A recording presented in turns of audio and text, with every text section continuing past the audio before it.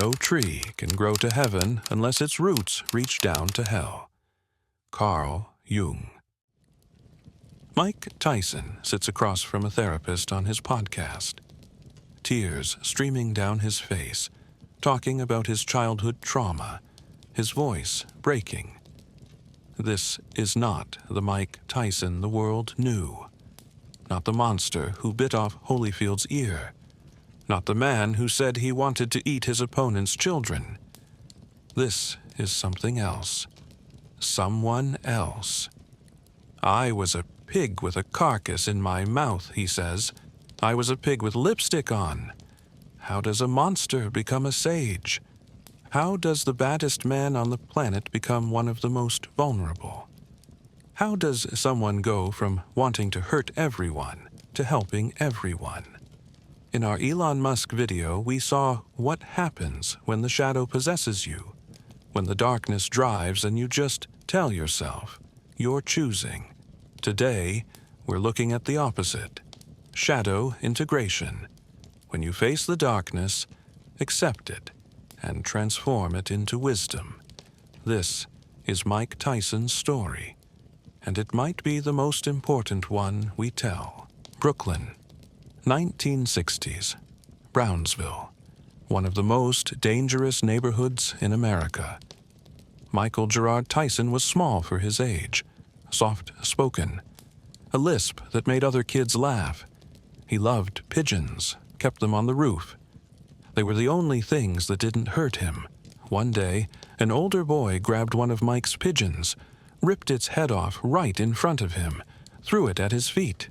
Something broke inside Mike that day, or maybe something woke up. He attacked the boy, fists flying, no technique, just rage. Pure animal rage that had been building his entire short life. That was the first fight. There would be hundreds more. By age 13, Mike had been arrested 38 times. Robbery, assault, whatever it took to survive. His father was gone. His mother was dying. The streets were raising him, and the streets don't raise children gently. This is where the shadow forms. When a child learns that the world is violent, that people will hurt you, that weakness means death. When a child learns to bury every soft part of themselves just to make it to tomorrow. Carl Jung said the shadow is created when we reject parts of ourselves to survive. For Mike, he had to reject gentleness, vulnerability, the part of him that loved pigeons and spoke softly. He had to become the monster, or the monster would eat him. Then Bobby Stewart found him, a counselor at the juvenile detention center where Mike was locked up. Former boxer. He saw something in this angry kid. Introduced him to Cus D'Amato. Cus was old, white-haired, a legendary boxing trainer who lived in upstate New York. He took one look at 13-year-old Mike Tyson and saw a future heavyweight champion. But more than that, he saw a son. Cus adopted Mike, gave him structure, discipline, a father figure for the first time in his life. He channeled Mike's rage into boxing, taught him that the monster inside didn't have to destroy everything. It could be directed, controlled, used. Fear is like fire, Cus told him. You can make it work for you. And Mike learned. Fast. By age 18, he was destroying grown men in the ring. By 19, he was the most terrifying prospect in boxing history. The shadow had found a purpose, and it was hungry. November 22nd, 1986. Mike Tyson, 20 years old, steps into the ring against Trevor Berbick for the WBC Heavyweight Championship. 2 rounds, 2 minutes. Berbick goes down 3 times. The referee stops the fight. Mike Tyson becomes the youngest heavyweight champion in history, and the monster is unleashed on the world. For the next few years, Mike was unstoppable, not just winning, destroying. First-round knockouts, Opponents too scared to fight. Grown men breaking down before the bell even rang. Everyone has a plan until they get punched in the mouth, Mike said. And he was the punch, the embodiment of violence, the shadow given form and purpose. He became famous for his pre-fight interviews, the dead eyes, the monotone voice. I'll break his back, make him humble. I want to eat his children. This wasn't trash talk.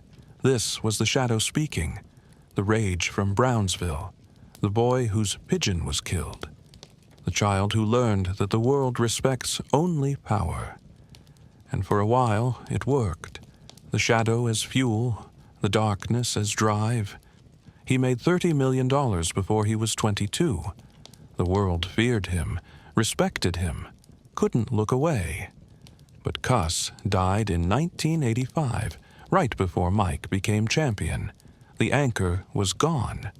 The father figure who taught him to channel the fire, not be consumed by it. Mike was 20 years old, the baddest man on the planet, and completely alone with his shadow. That's when everything started to fall apart. Don King entered Mike's life like a virus, promoter, con artist, everything Cuss warned Mike about. But Cuss was dead, and Mike was young, and Don King promised the world. He surrounded Mike with yes men, people who fed the monster, who encouraged the chaos, who wanted Mike unstable because unstable Mike made them money.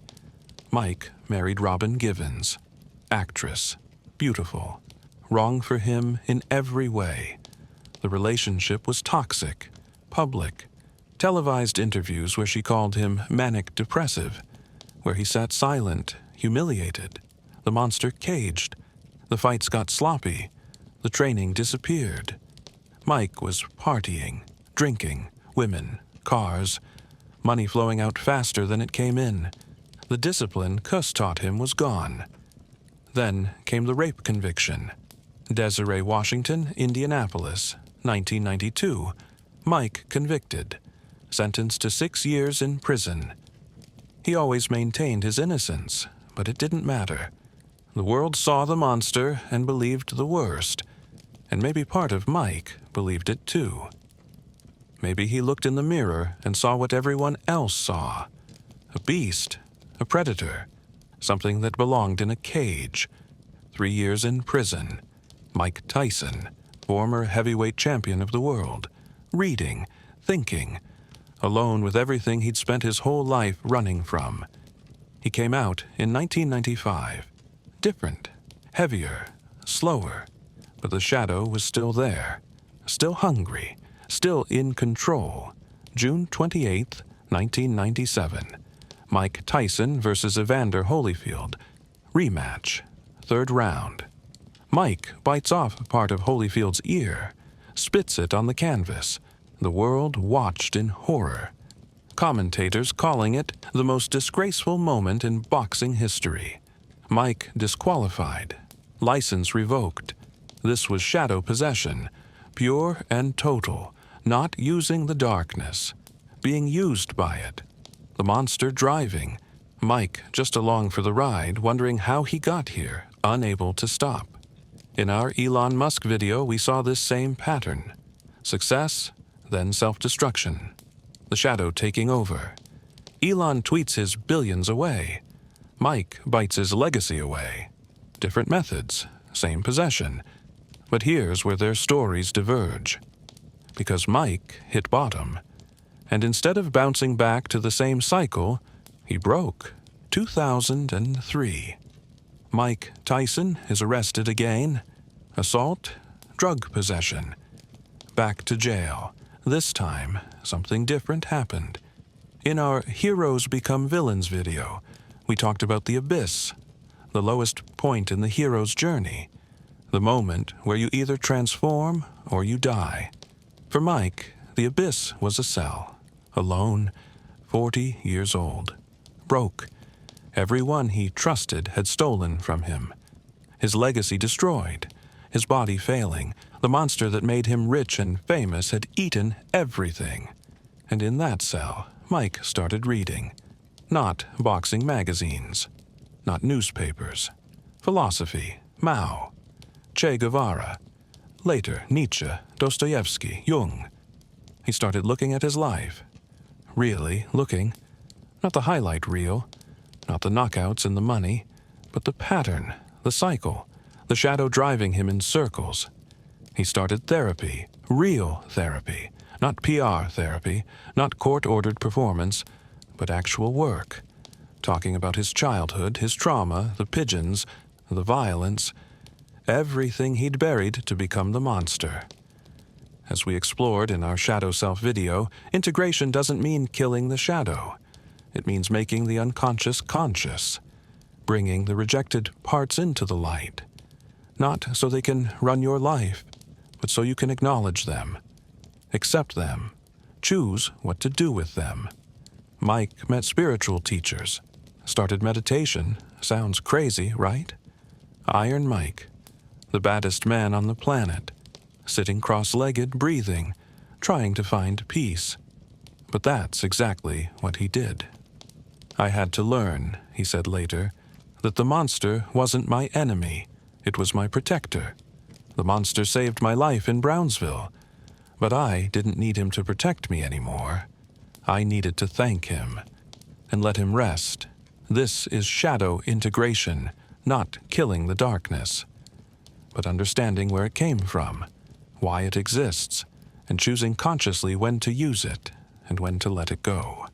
Mike came out of prison different, not fixed, not enlightened, but different, willing to look at himself, willing to be vulnerable, willing to admit he didn't have all the answers. The monster was still there, but Mike was driving now. Fast forward to today. Mike Tyson is 58 years old. He hosts a podcast called Hotboxin' with Mike Tyson, and on that podcast, he does something the old Mike would have died before doing. He cries, openly, on camera, talking about his trauma, his mistakes, his regrets. He has guests ranging from fighters to philosophers to comedians, and he listens, really listens, asks thoughtful questions, shares his own journey without pretense or ego. I was a pig with lipstick on, he tells them. I thought I was somebody. But I was just a scared kid from Brownsville pretending to be tough. This is vulnerability as strength, the opposite of the old Mike who needed everyone to fear him. This Mike doesn't need you to fear him. He doesn't need you to respect him. He's okay with you seeing his broken parts. He talks openly about mushrooms, psychedelics, how they helped him confront his shadow. Look at the parts of himself he'd spent 40 years running from. The toad showed me I was fighting myself, he said about DMT. Not other people, myself, my whole life. He mentors young fighters now, but not like Cuss mentored him. He doesn't just teach them to fight. He teaches them what happens after. What happens when the monster wins everything and you're still empty inside. He does charity work, helps at-risk kids in Brownsville, the same neighborhood that made him, trying to give other kids what he never had, a way out that doesn't require becoming a monster. This is the return, the final stage of the hero's journey, coming back from the abyss with the treasure. And the treasure isn't money or fame or championship belts. The treasure is wisdom, the knowledge that the shadow isn't your enemy. It's part of you. And when you integrate it, when you make the darkness conscious, it stops controlling you. Mike Tyson. The fighter was possessed by his shadow. Mike Tyson, the sage, has integrated it. The darkness is still there. The capacity for violence, the rage from Brownsville, the pain from childhood. But now he chooses, consciously. The shadow doesn't drive anymore. Mike drives. And the shadow sits beside him, no longer a monster, but an ally.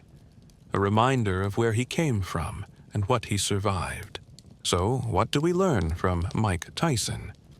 First, the shadow isn't evil. It's protection.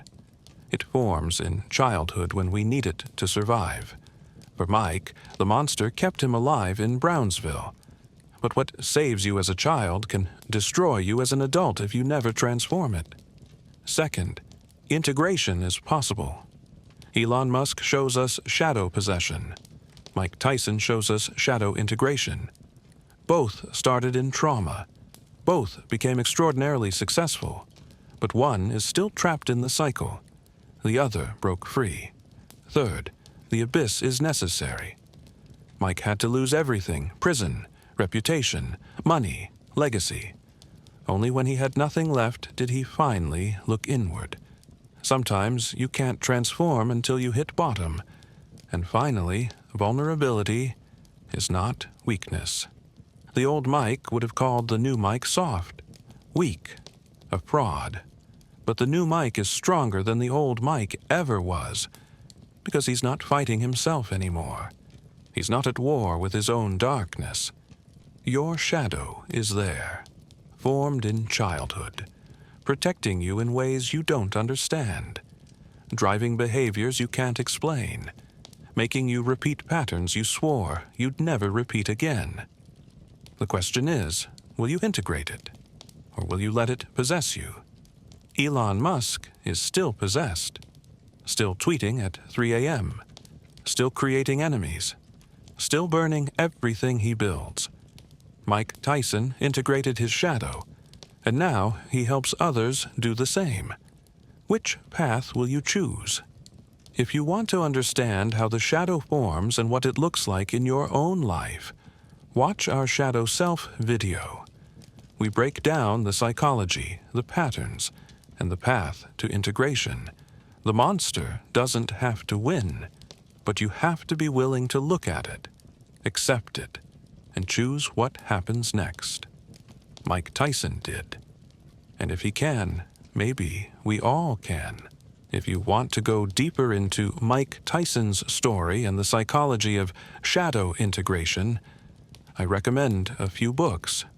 Undisputed Truth by Mike Tyson is his autobiography, raw, honest, and painful. He doesn't hide anything. It's not a redemption story trying to make you like him. It's just the truth as he lived it. Iron Ambition by Mike Tyson goes deeper into his relationship with Customato and what it taught him about fear, discipline, and the shadow. Man and His Symbols by Carl Jung is the foundational text on shadow work. If you want to understand how the unconscious forms and why we repeat patterns, start here. Owning Your Own Shadow by Robert A. Johnson is shorter, more practical. It's about recognizing your shadow in daily life and integrating it step by step. The Hero with 1,000 Faces by Joseph Campbell explains the hero's journey we referenced, the abyss, the return, and the transformation that makes a hero. All links are in the description. Some are affiliate links, which means if you buy through them, it supports this channel at no extra cost to you. I only recommend books I've read and believe are valuable. If you don't have time to read full books, I use Blinkist for 15-minute summaries. Audible is also great for audiobooks. Links to both in the description. If Mike Tyson's story resonated with you, let me know in the comments. Have you integrated your shadow? Are you still possessed by it? What's one pattern you keep repeating that you wish you could break? And if you found this valuable, hit the like button. It helps more people find these videos. Subscribe for weekly deep dives into psychology, shadow work, and the patterns that run our lives. New videos every Monday at 9 a.m. Eastern Time. Next week, we're looking at Kanye West. From genius to madness. What happens when artistic brilliance collides with unintegrated trauma? Subscribe so you don't miss it. Thanks for watching. I'll see you in the next one.